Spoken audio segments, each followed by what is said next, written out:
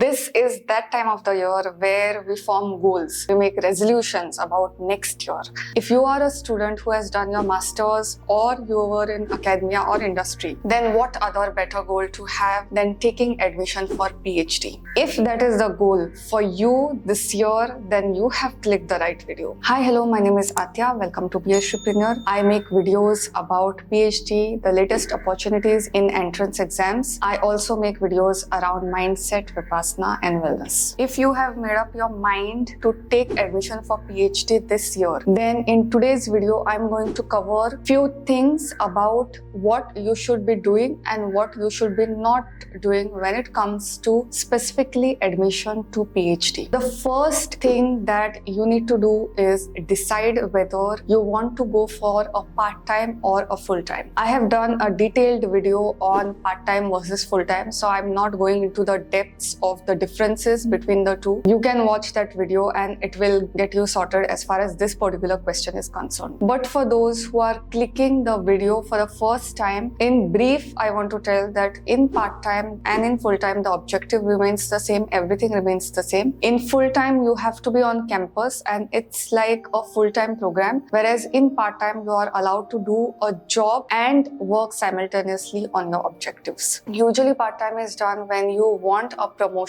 and you need the PhD degree, so it doesn't really matter your job and your employment. Full-time is done to get into an industry or an academia for a fresher. If you have never had any work experience or are a fresher, then you can go for full-time. If you are in a job and you are finding it difficult to juggle responsibility, part-time is for you. For most of the institutes in India, in our country, the applications open twice a year. For some institutes, it may open once a year, but majorly twice a year. So you can plan depending on how you want to go around it. Also, it's important that you get your photo formats and whatever documents that are required in the designated image size, because if the image size is not proper, then there will be an upload issue. It's also important that you apply well before time, even if the deadline is approaching. The thing with PhD admissions is that, and especially with reputed institutes, everybody wants to apply. Whether they are eligible or no, everybody wants to apply. When the deadline comes, everybody starts filling the form and there is issue with server and there are a lot of glitches. I have faced this myself multiple times when I was applying for PhD entrances and PhD admissions. Once the application is submitted, what are you going to do in the waiting period? There are 2-3 things that you can do. Find out about the institute where you are applying, the department, the PIs over there, what kind of work is going on. Also brush up your basics, whether you are taking admission after your bachelor's or master's. Also, you can rely on your project to make decisions about the different aspects related to academic questioning. I would highly encourage making a connect with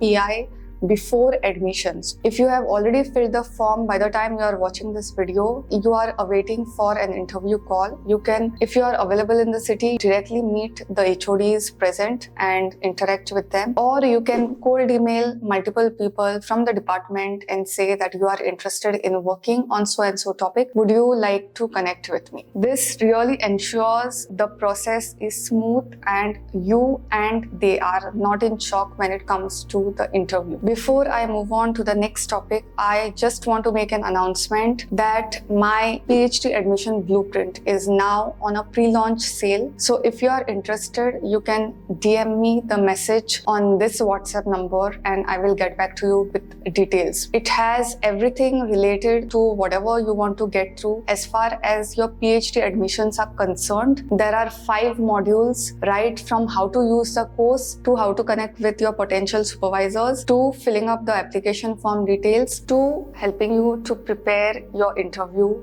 for your PhD admission. So all these things are covered. If you are interested, do get in touch with me on WhatsApp and I will be more than happy to share the details with you. Since it's a pre-launch, it's on a discounted offer. Fingers crossed, the course launches in January. After that, the price is going to go up. So if you are sure of taking admission, then you can definitely get in touch. I'm sure it will be a valuable resource for those who are seeking admission for PhD. moving on to the rest of the video, when it comes to interview questions, there are 3 levels at which the interview functions. First is your introduction. Most of the interviews, like I have given tons of interviews for PhD also and for jobs also. For most of the interviews, the most common question is introduce yourself, the first one. Then it flows, the conversation flows. Then you have questions about the subject, whatever subjects you have learned, whether it is biotechnology, maths, basic things you can be asked. And third and the most common is questions based on your project. And this is something which is non-negotiable. I have seen this almost for most of my PhD interviews where they have asked questions on project. So don't forget to carry your project with you, whether it was at bachelor's level or master's level. If you are thinking of taking admission abroad, then there are a few extra things that you need. First is personal statement. So personal statement is a document where you outline why you are applying and what is your intention for it. Usually the word limit is around 500 to 600 words. One side of the full script is sufficient. Then secondly, what you need is research proposal at the time of admission. Now, when it comes to Indian PhD admissions, what I've seen mostly is the research proposal gets developed later. But for abroad fellowships or scholarships, like whatever I have done, one of the main documents that was asked to submit was a research proposal. And you cannot develop it without interacting with your PI or connecting with your supervisor beforehand, before applying. This is something that I want you to be mindful of.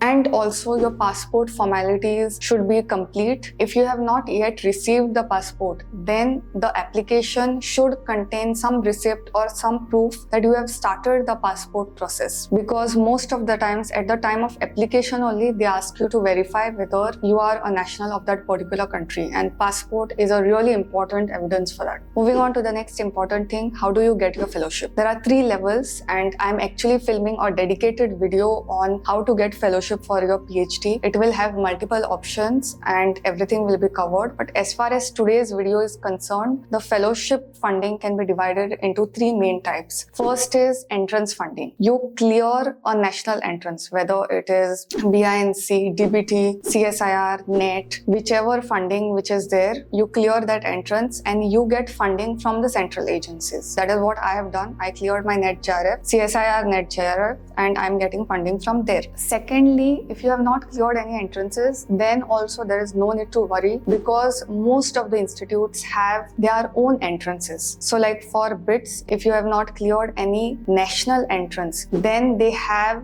BITS ka entrance which you can answer and you can clear it very well. And the third criteria is when the institute gives admission for PhD solely based on merit. So based on your academic qualification, what percentage have you got at your master's, bachelor's level? The shortlisting of candidates is done and they are called for an interview. There is no entrance test involved over here, whether national or institute. Once the formalities are complete, you will be notified of your selection through mail, or mostly they put up on their website the list of candidates who are selected. It's a really nervous and emotional moments for some. At least for me it was to take admission for PhD, and I'm sure it will be for you. Just make sure you're cool and centered during the process to get maximum benefit out of it. If you have any further questions, leave it in the comments below. Till the next time, bye.